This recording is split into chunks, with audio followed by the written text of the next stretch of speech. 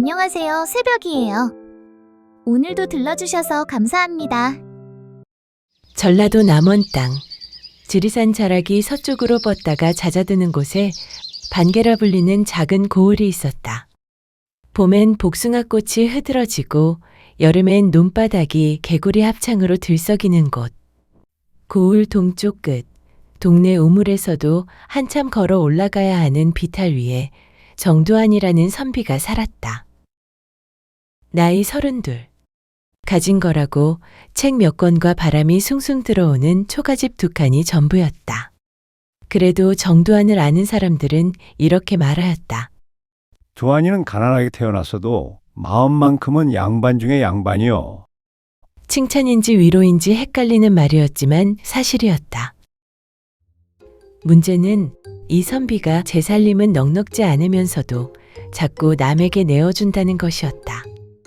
쌀이 한 대빵 남았는데 이웃 할머니가 굶었다 하면 반을 퍼서 들고 가고 품꾼이 젖은 옷으로 떨고 있으면 자기 솜저고리를 벗어주고 왔다. 순덕의 아버지가 딸을 시집 보내면서 이런 말을 하였다 한다.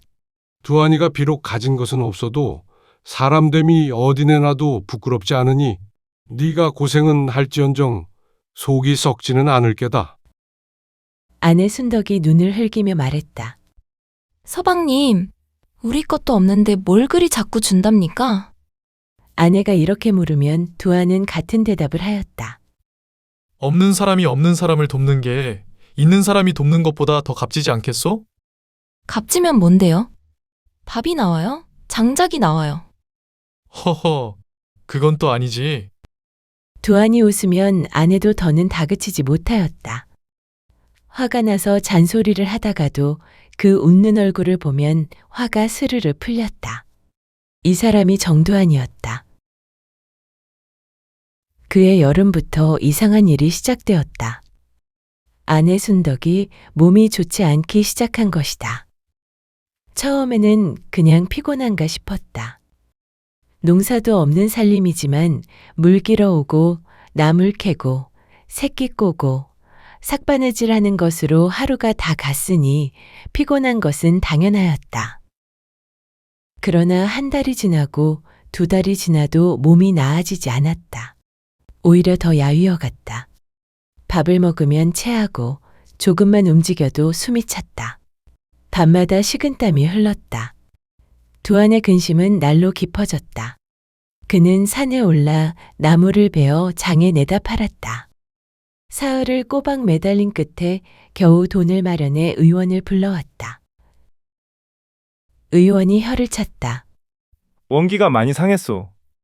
약을 쓰면 차도가 있을 텐데 얼마요? 한 달치가 선비님 3달 품값이요. 의원이 가고 나서 아내가 물었다. 서방님, 약값이 얼마래요? 두한은 잠깐 머뭇거리다가 말하였다. 걱정 마오. 내가 어떻게든 해볼 터이니. 순덕은 그 말이 돈이 많이 든다는 뜻임을 알아채고 눈물을 속으로 애써 삼켰다. 저는 괜찮아요. 이러다 곧 낫겠지요. 그래도 제첩국이라도 한 그릇 끓여줘야겠소. 몸보신을 해야지. 제첩은 또 어디서 구해요? 강에 가면 있지. 두한은 다음날 새벽에 강으로 나갔다.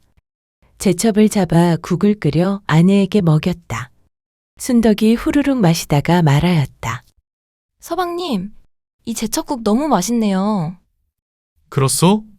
당신이 끓인 국은 왜 이렇게 맛있는 거예요? 내가 은근 손맛이 있나 보오? 부부가 마주보고 웃었다. 그러나 웃음 뒤에 근심은 남아 있었다. 그 무렵 고을에도 어두운 기운이 돌기 시작하였다. 그해 여름은 비가 너무 많이 와 논이 잠기고 가을 수확은 반토막이 날 판이었다. 고을 원님이 걱정하여 각 마을 촌장을 불러 모았다. 올해 흉년이 확실하니 가을이 되면 굶는 집이 속출할 것이요. 미리 대책을 세워야겠소. 촌장들은 고개를 끄덕였지만 대책이랄 것이 없었다. 없는 살림에서 없는 살림에게 내줄 것이 없었다. 그때 원님이 고을 부자인 최참봉이라는 자를 불렀다. 논이 열마지기요, 집이 기와집이요, 종도 2명이나 부리는 자였다. 원님이 최찬봉에게 추수 후 구율곡을 낼 것을 권유하자 최찬봉이 손을 저으며 말하였다. 원님, 저도 올해 수확이 반으로 줄었습니다. 저도 살아야지요. 그럼 누가 냅니까? 그건 굶는 사람들이 알아서 하셔야지요. 결국 대책은 없었다. 정두환이 이 소식을 들은 것은 마을 우물가에서였다. 아낙네들이 수군거리는 것을 지나치다 들었다. 올겨울 강 건너 박서방네는 어떻게 되려는고? 식구가 7인데 비축이 하나도 없다 하던디. 갑돌이네도 마찬가지요. 어린 것들이 셋인디. 두아는 걸음을 멈추었다. 집으로 돌아오는 길 내내 생각이 깊었다. 저 사람들을 어떻게 도울 수 있을까? 자기도 없는 살림이었지만 생각은 자꾸 그쪽으로 갔다. 집에 돌아오니 아내가 앉아서 삭바느질을 하고 있었다. 몸이 안 좋으면 누워 있어야지 않소. 이러고 있으면 좀 낫네요. 가만 누워 있으면 더 답답해요. 두안이 그 옆에 앉았다. 잠시 침묵이 흘렀다. 올겨울 마을에 굶는 집이 많이 생긴다 하오. 순덕이 바늘을 놓지 않고 말하였다. 나도 들었어요. 내가 뭔가 해야 할 것 같은데 할 수가 없으니. 순덕이 따뜻한 눈빛으로 남편을 바라보았다. 그런 말 할 때마다 당신이 좋아요. 왜요? 그런 생각 자체를 안 하는 사람이 더 많으니까요. 두안이 쓸쓸히 웃었다. 생각만 하고 아무것도 못하면 무슨 소용이요. 생각이라도 하는 것이 아무 생각도 없는 것보다는 낫지요. 부부는 한동안 말없이 앉아 있었다. 바깥의 가을바람 소리가 해진 창호지 틈 사이로 잔잔히 스며들어왔다. 그의 겨울은 일찍 왔다. 눈이 며칠씩 퍼부었다. 비탈 위 두안네는 길이 막혀 꼼짝을 못해 나흘째 집 밖을 나가지 못하였다. 그 밤은 눈이 특히 많이 내리는 날이었다. 자정 가까운 시각, 정두환이 아직 잠들지 못하고 뒤척이고 있을 때였다. 쿵! 바깥에서 무언가가 쓰러지는 소리였다. 정두환이 벌떡 일어났다. 순덕도 눈을 떴다. 무슨 소리예요? 모르겠소. 내가 나가보고 오겠소. 두안이 솜저고리를 걸치고 문을 열고 나가보니 노인 한 사람이 대문 앞에 쓰러져 있었다. 흰 수염엔 눈이 덕지덕지 붓고 옷은 얇아 종이장 같았다. 두안은 다급하게 노인의 어깨를 흔들었다. 어르신! 어르신! 작은 신음소리가 났다. 살아있었다. 두안이 노인을 업어 아랫목에 눕히자 순덕이 놀라 일어났다. 세상에, 이분은 누구세요? 대문 앞에 쓰러져 계셨소. 근데 얼어 죽게 둘 수야 있어? 근데 어디서 오신 분이래요? 나야 알 수가 있어. 일단 살려야지. 정두환이 장작을 더 넣어 불을 지펴 가마솥에 물을 올렸다. 순덕이 아프면서도 부시럭부시럭 일어나 생강 조각을 찾아다 넣었다. 노인에게 따뜻한 물을 조금씩 먹이고 얼어붙은 손을 문질러 주었다. 젖은 옷을 벗기고 정두환의 속옷을 입혔다. 한 시즌이 지나서야 노인이 천천히 눈을 떴다. 이 집이 어디요?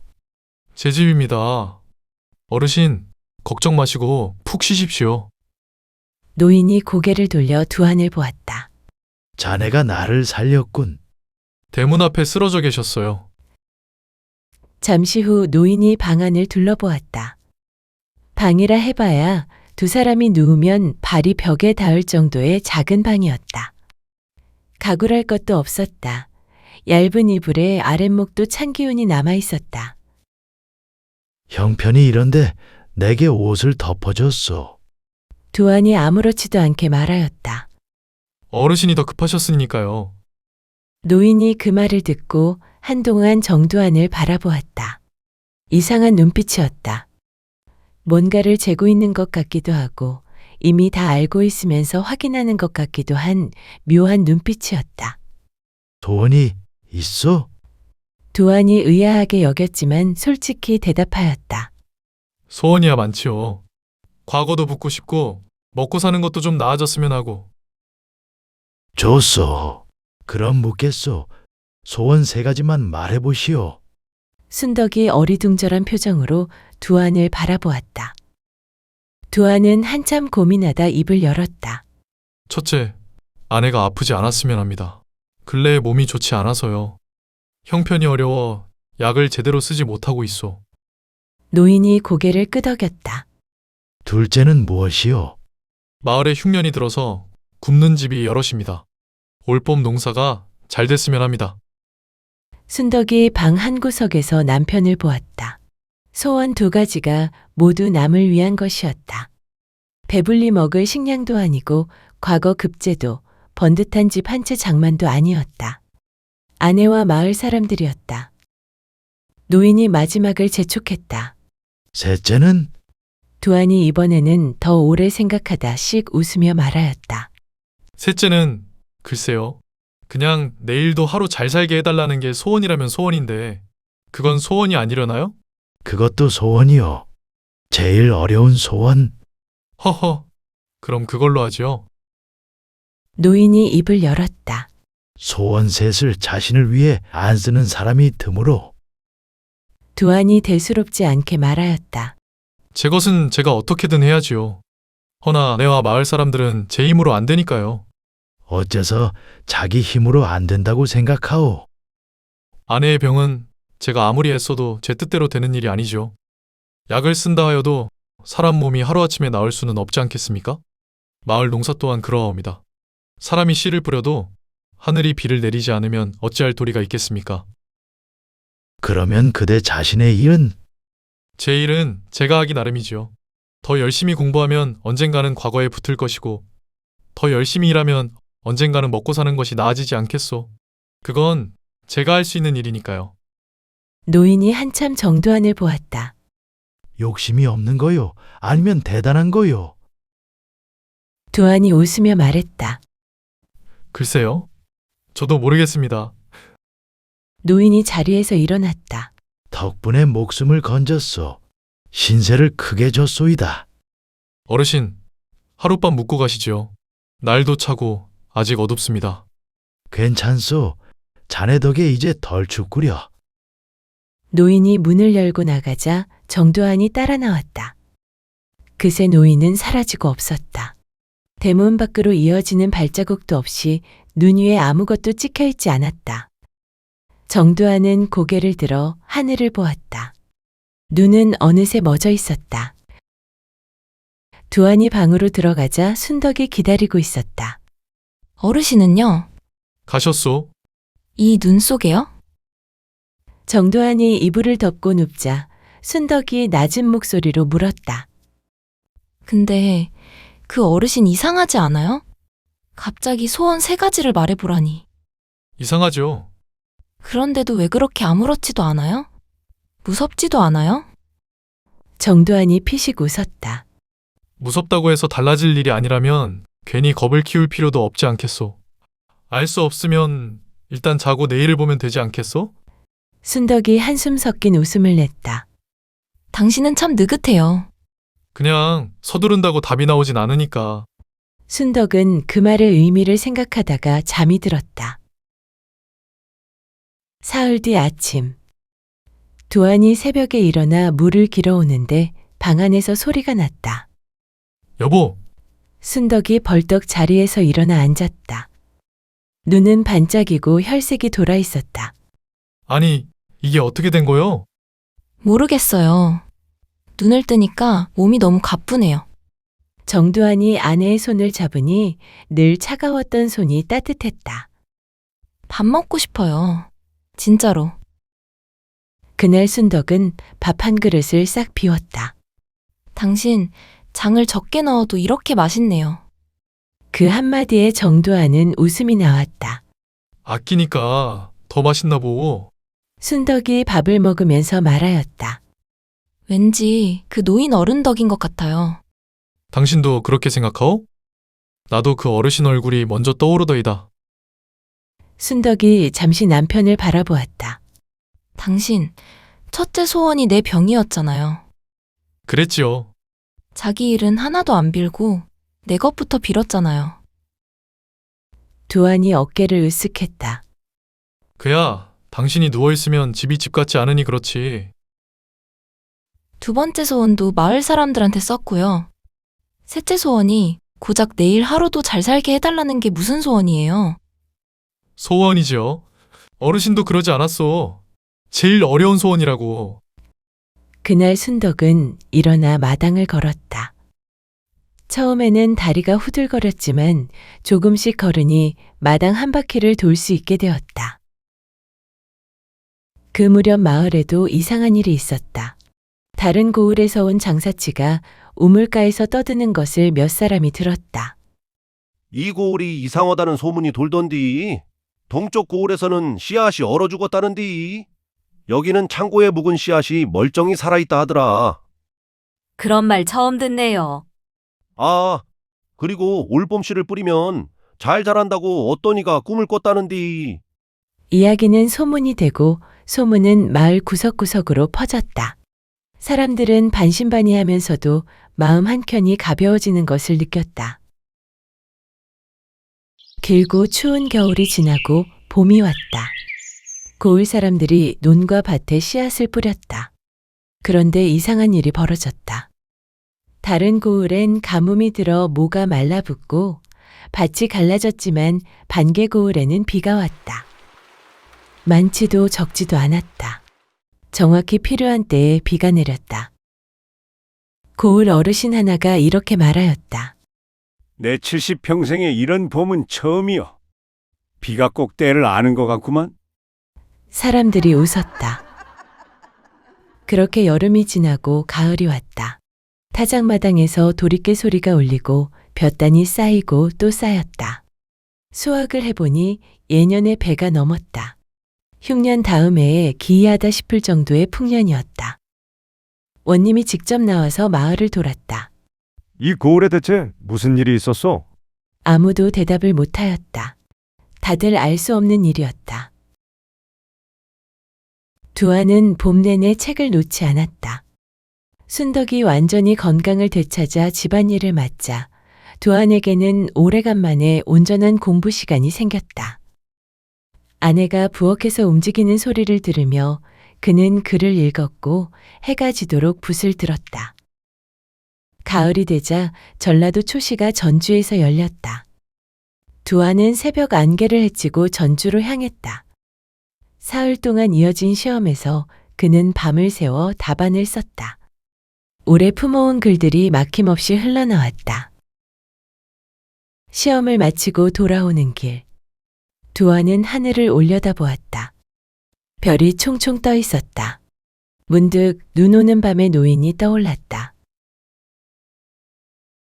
방이 붙은 날은 보름 뒤였다. 그 사이 두아는 집에서 결과를 기다리고 있었다. 조바심을 내는 순덕과 달리 그는 담담했다. 될 일이라면 되고 아니면 또 읽으면 될 일이라고 생각했다. 순덕이 더 안달을 하였다.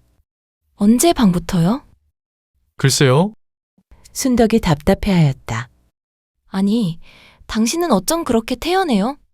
나오면 알게 되겠지요. 떨어지면요? 또 공부하면 되지요. 또요? 그렇지요.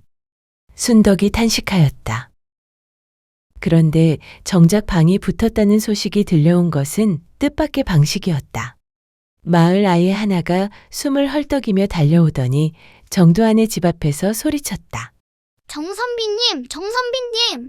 정두환이 문을 열었다. 정선비님이 급제하셨다고요. 방에 이름이 올라갔다고 전주에서 사람이 왔어요. 두환이 조용히 말하였다. 그래? 아이가 더 흥분하여 말하였다. 그래요? 그래요? 이게 그래요 할 소리예요? 급제하셨다고요? 경사 났다고요? 순덕이 뛰쳐나와 펄쩍펄쩍 뛰었다. 됐어요. 됐어. 됐다고요. 정두환이 아내가 뛰는 것을 바라보다가 웃음이 났다. 마을에서 사람들이 모여들기 시작하였다. 소식이 삽시간에 퍼진 것이었다. 두한이가 급제했다. 반개 고을에서 드디어 급제자가 나왔어. 사람들이 기뻐하였다. 정두환을 따뜻하게 여기는 사람들이 많았으므로 그 기쁨은 진심이었다.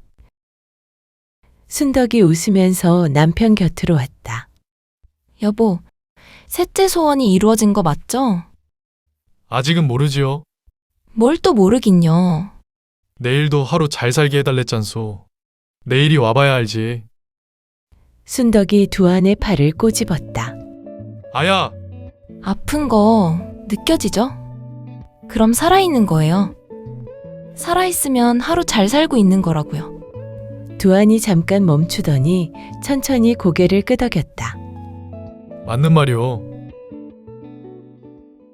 다음해 봄이었다. 정두환이 벼슬살이를 하러 한양으로 가게 되었다. 떠나기 전날 정두환은 혼자 마을 뒤 산에 올랐다. 산 중턱바위에 앉아 아래를 내려다보았다. 그때였다. 정서방, 잘 살았소? 정두환이 고개를 돌리니 나무 아래 그 노인이 서 있었다.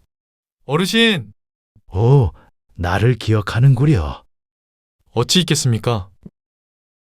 노인이 바위 옆에 자연스럽게 앉았다. 내일 한양으로 떠나신다 들었소. 그렇습니다. 떠나기 전에 이리 올라왔구려. 예, 노인이 물었다. 소원이 이루어진 것 같소? 정두환이 잠깐 생각하였다. 아내가 낳았고 과거에 붙었으니 그렇다고 해야겠죠. 그런데 한편으로는 제가 소원을 빌어서인지 아니면 그냥 그리 된 것인지 모르겠습니다. 노인이 빙긋 웃었다. 그렇게 생각하오? 모르겠습니다. 그래서 묻는 거지요. 믿고 싶은 대로 믿으시오. 두한이 노인을 보며 물었다. 혹 어르신이 어떤 분인지 여쭤봐도 됩니까? 노인이 빙긋 웃기만 하였다. 적어도 사람은 아니시지요. 노인이 이번에는 크게 웃자 웃음소리가 산을 울렸다. 그대는 참 재미있는 사람이오. 내가 사람 아니라고 여긴다면 어찌 겁을 내지 않소? 겁낼 이유가 없지 않겠습니까? 어르신이 저를 해칠 뿐이 아니라는 것은 알 수 있으니까요. 노인이 말하였다. 한양에 가면 쉽지 않을 것이오. 사람이 많고 욕심이 많고 남을 밟고 올라가려는 자들이 많소. 그대 같은 사람이 그 속에서 지내기가 힘들 것이오. 그래도 지내야지요. 내일도 하루 잘 살면 되는 것이니까요. 노인이 고개를 끄덕였다. 그 셋째 소원이 가장 어려운 소원이오. 어째서요? 첫째 소원은 내가 이루어줄 수 있어. 둘째 소원도 그렇소. 그러나 셋째 소원은 그대가 매일 직접 이루어야 하는 소원이오. 노인이 웃으며 일어났다. 잘 가시오, 정서방. 그리고 나무 사이로 걸어갔다. 또다시 발자국은 없었다. 다음 날 아침, 두한이 보퉁이 하나를 어깨에 메었다. 순덕이 대문 밖까지 나와 배웅하였다. 밥 거르지 말고 사람들한테 너무 퍼주지도 말고요. 정두환이 웃었다. 그건 약속 못하겠소. 당신은 참 걱정 마오. 내일도 하루 잘 살면 되지 않겠소. 그는 한양으로 향해 걸었다. 두한이 고을을 벗어나 큰 길로 접어들 즈음이었다.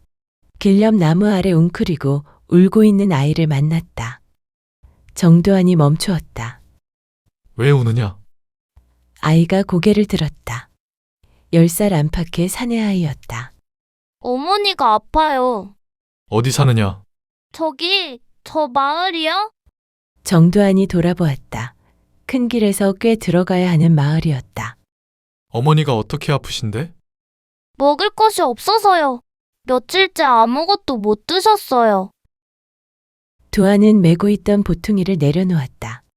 순덕이 싸준 떡 몇 개와 마른 반찬을 아이에게 내밀었다. 이거 갖다 드려라. 아이가 눈이 커졌다. 이걸 다요? 그래, 다. 그럼 선비님은요? 나는 가다 보면 먹을 것이 생기겠지. 아이가 주저하다가 받아들었다. 감사합니다. 빨리 가거라. 아이가 달리기 시작하였다. 두아는 빈 보퉁이를 메고 다시 길을 걸었다. 배는 고팠지만 발걸음만은 가벼웠다. 한양에서의 생활은 노인의 말대로 쉽지 않았다. 정두환이 처음 받은 직책은 낮은 자리였다. 문서를 정리하고 공문을 작성하는 일이었다. 녹봉이 많지 않았다. 고을에서 가난하게 사는 것보다는 나았지만 한양에서의 물가를 생각하면 쪼들리는 살림이었다. 같이 일하는 동료들 중에 어떤 자는 윗사람에게 잘 보이려고 온갖 아첨을 하였다. 어떤 자는 뇌물을 받았고 어떤 자는 남을 헐뜯어서 자기가 올라가려 하였다. 두아는 그저 묵묵히 일하였다. 몇 해 뒤 나라에 큰 흉년이 들었다. 가뭄이 이어져 백성들이 굶주렸고 구유를 청하는 공문이 쏟아졌다. 정두환이 그 일을 처리하는 자리에 있었다. 그런데 창고를 담당하는 자가 이렇게 말하였다. 창고가 이미 많이 비어 있습니다. 다 풀어버리면 나중에 문제가 생깁니다. 얼마나 남아있어? 넉 달치 정도입니다. 굶는 백성들이 얼마나 돼요? 각골에서 보고된 것만 10만이 넘습니다. 실제로는 더 많을 것입니다. 지금 당장 급한 곳에 2달치를 풀고 나머지 2달치는 유지하면서 다른 방도를 찾아야겠소. 하지만 규정상 정두환이 단호히 말했다. 규정이 사람보다 먼저요? 결국 그의 판단이 옳았다. 창고 문이 열렸고 백성들은 목숨을 건졌다. 그 일로 그의 이름이 조정에 알려졌다. 청렴하고 바른 관리라 하여 벼슬도 조용히 올랐다. 몇 해가 더 지나 정두환이 고을 원님이 되어 돌아왔다. 그것도 남원 근방, 어린 시절 살던 고을과 가까운 곳의 원님이었다. 고을 사람들이 새 원님이 온다는 소식을 들었다. 어떤 분이 오신대? 이름이 정두환이라 하던디. 정두환, 어디서 들어본 것 같은디? 나이든 사람들이 알아보았다. 반개골 정두환이 그 가난한 선비? 그 사람이 원님이 됐어? 노인 살려놓고 소원 빌었던 그 사람 말이여? 소문은 이미 돌고 있었다. 눈 오는 날 노인을 살리고 소원을 자기 것 대신 아내와 마을을 위해 빌었다는 이야기가 몇 해 동안 고을 사람들 입에 오르내리고 있었다. 가마가 고을 어귀에 들어서자 갑자기 한 처녀가 뛰어들어 길을 막았다. 20살 남짓한 처자였다. 땅에 엎드리며 울부짖었다. 나으리 억울합니다. 제발 들어주십시오. 가마가 멈추었다. 아전들이 달려가 처자를 붙잡으려 하였다. 비켜라. 행차 중이시다. 놓아도. 가마 안에서 목소리가 났다. 정두환이 내려섰다. 허리를 숙여 처자의 얼굴을 바라보았다. 땅을 짚은 손이 떨리고 있었다. 왜 그러느냐? 저희 아버지가 억울하게 돌아가셨습니다. 제발 그 억울함을 풀어주십시오. 사연은 이러하였다. 처자의 아버지 구씨는 아내의 중병으로 약값이 절실했다. 그때 마을에서 가장 땅이 넓은 최참봉이 구씨를 불렀다. 자네 부인이 많이 아프다지? 최참봉이 느긋하게 말했다. 약값이 만만치 않을 텐데 내 집에 일손이 필요하네. 달포만 일하면 품삯은 두둑히 주지. 구씨가 두말 않고 나섰다.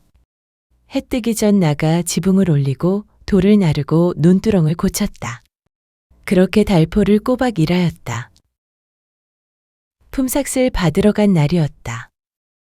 머리를 조아리며 부탁하는 구씨에게 최참봉이 코웃음을 쳤다. 뭘 받아가? 지붕은 삐뚤어지고 담장은 한 달도 안 돼 무너졌다. 일을 그따위로 해놓고 돈을 받겠다고?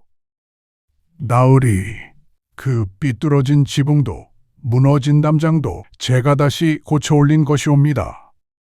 분명 달포 뒤 품삯을 주시겠다 하셨지 않습니까? 어디서 말대꾸냐? 내가 그렇다 하면 그런 줄 알지. 무슨 증거라도 있느냐? 구씨가 입을 떼려는 순간 맞기 싫으면 썩 꺼져라. 니놈 줄 돈은 한 푼도 없다. 마당에는 최찬봉의 종들이 비웃으며 서 있었다. 구씨는 말을 잇지 못하였다. 방 안에 숨이 가쁘게 누워있던 아내가 떠올랐다. 오늘은 기필코 약을 지어오겠다고 분명 그렇게 약속했건만 구씨의 눈에서 뜨거운 눈물이 떨어졌다. 그날 밤 구씨는 술에 취한 채 산길을 걸었다. 못난 서방 만나 평생 고생만 했구려. 미안하오. 비틀리던 발이 헛디뎠다. 다음 날 아침 그는 계곡 아래에서 발견되었다. 두안이 울먹이는 처자의 이야기를 끝까지 들었다. 순간 아픈 아내에게 약 한 첩 지어줄 돈조차 없던 자신의 지난 날이 떠올랐다. 그때의 막막함과 절박함이 되살아나며 죽은 구씨의 마음이 그대로 전해지는 듯하였다. 정두환이 아전을 보며 말했다. 조용히 알아보오. 사흘이 지나자 구씨의 죽음이 고을에 퍼졌다. 그제야 마을 사람들이 하나둘 관하로 나와 고하기 시작했다. 그동안 입을 다물고 있던 것들이 터져나왔다. 최찬봉이 같은 수법으로 일을 시키고 품삯을 떼어먹은 것이 구씨만이 아니었다. 헤아려 보니 10명이 넘었다. 술을 먹여 땅 문서에 도장을 찍게 한 일도 있었다. 그렇게 빼앗은 밭이 새뜰기였다. 증언이 쌓였다. 최찬봉이 잡혀왔다. 관아마당에서 무릎을 꿇었다. 나으리, 오해가 있으십니다. 구씨가 일을 못한 것은 사실이고 구씨가 달포 동안 한 일의 목록이 여기 있소. 정두환이 문서를 내려다보며 말하였다. 지붕 이형을 새로 얹고 담을 고치고 논두렁을 바로 세우고 헛간 기둥까지 갈았소. 이를 본 마을 사람이 셋이오. 일이 부실했다는 말은 그대 혼자 한 말이오. 그래도 제가 판단하기에 그대 판단이 아니라 증거를 말하는 것이오. 정두환이 낮게 덧붙였다. 예전 마을에 흉년이 들었을 때 그대 곳간에 곡식이 가득 쌓여 있었지. 백성이 굶어도 한 톨 내놓지 않았고. 최찬봉의 얼굴이 굳었다. 이번에도 같은 짓이오. 약값이 급한 사내의 품삯을 가로채고 모른 채 하였다. 관아 마당이 조용해졌다. 그대의 죄는 게으름이 아니라 탐욕이오. 최찬봉이 입을 다물었다. 품삯을 떼어먹은 12명분의 삿을 토해내게 하였다. 술을 먹여 빼앗은 밭새뜰기는 원래 주인에게 돌아갔다. 최찬봉은 볼기를 맞고 고을 밖으로 쫓겨났다. 처자에게는 달포 품삯에 더하여 구씨의 억울함을 공식으로 기록에 남겼다. 그해 겨울 저녁, 두안의 아이들은 방 안에서 사서삼경을 소리내어 읽고 있었다. 순덕은 장독에서 김치를 꺼내려 마당으로 나왔다. 눈이 소복이 쌓여 있었다. 그런데 장독 옆에 누군가 서 있었다. 바로 흰 수염의 노인이었다. 순덕이 숨을 삼켰다. 여보. 정두환이 급히 나왔다. 노인이 빙긋 웃었다. 3가지 소원 다 이루어졌구먼. 정두환이 잠시 말을 잃었다. 어르신. 노인이 고개를 끄덕였다. 이제는 스스로 잘 살면 돼요. 그리고 돌아섰다. 눈 위로 걸어갔으나 발자국은 남지 않았다. 순덕이 떨리는 목소리로 물었다. 정말 그분이었어요? 정두환이 하늘을 보며 웃었다. 글쎄요. 우리가 잘 살았을 뿐이죠. 방 안에서 아이들 목소리가 또랑또랑 울려나왔다. 눈은 조용히 내리고 있었다.